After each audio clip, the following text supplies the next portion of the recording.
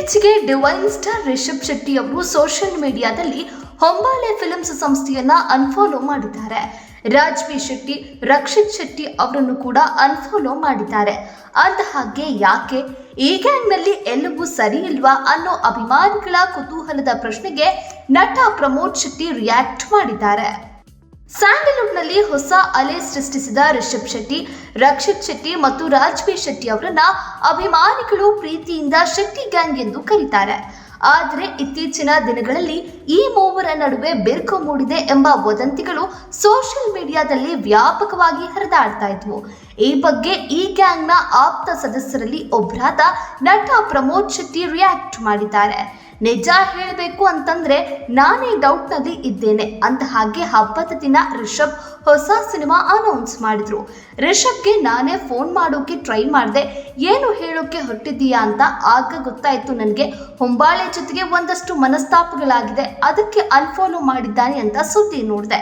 ನಾನು ಫೋನ್ ಮಾಡಿ ಏನು ಹೊಸ ಅಧ್ಯಾಯ ಅಂತ ಕೇಳಿದೆ ರಿಷಬ್ಗೆ. ಏನಿಲ್ಲ ಶೆಟ್ರೆ, ಮತ್ತೆ ನಿಮಗೆ ಬೇಡ ಅಂತ ಹೇಳಿದ್ನಲ್ಲ, ರಿಷಬ್ ಶೆಟ್ಟಿ ಫಿಲ್ಮ್ಸ್ನಲ್ಲಿ ಪ್ರೊಡಕ್ಷನ್ ಮಾಡೋದು.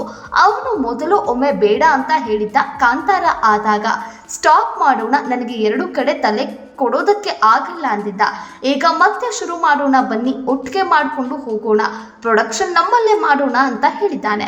ಆಗ ಹೊಂಬಾಳೆ ಅನ್ಫಾಲೋ ಬಗ್ಗೆ ನಾನು ಕೂಡ ಕೇಳಿದೆ. ಅದಕ್ಕೆ ಇರ್ಲಿ ಶೆಟ್ರೆ, ಟೈಮ್ ಬಂದಾಗ ಮಾತನಾಡ್ತೀನಿ, ತಲೆ ಕೆಡಿಸ್ಕೊಳ್ಬೇಡಿ ಅಂತ ಹೇಳಿದ್ದಾನೆ.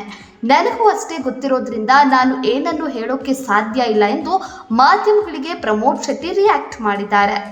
ರಾಜ್ ಮತ್ತು ರಕ್ಷಿತ್ ಶೆಟ್ಟಿ ಅನ್ಫಾಲೋ ಬಗ್ಗೆ ನನಗೆ ನಿಜವಾಗ್ಲೂ ಗೊತ್ತಿಲ್ಲ, ನಾನು ಸುಳ್ಳು ಹೇಳ್ತಾ ಇಲ್ಲ. ಒಂದು ಸ್ಥಾನದಿಂದ ಮತ್ತೊಂದು ಸ್ಥಾನಕ್ಕೆ ಹೋದಾಗ ಅವರನ್ನ ಹ್ಯಾಂಡಲ್ ಮಾಡೋ ಸೋಷಿಯಲ್ ಮೀಡಿಯಾ ಟೀಮ್ಗಳು ಬೇರೆಯಾಗತ್ತೆ. ಮೋಸ್ಟ್ಲಿ ಅವರ ಐಡಿಯಾಗಳಿರ್ಬೋದು. ತುಂಬಾ ಜನರನ್ನ ಫಾಲೋ ಮಾಡ್ತಿದ್ದೀರಾ ಸರ್, ಅನ್ಫಾಲೋ ಮಾಡಿ ಅಂತ ಈ ರೀತಿ ಇರ್ಬೋದು.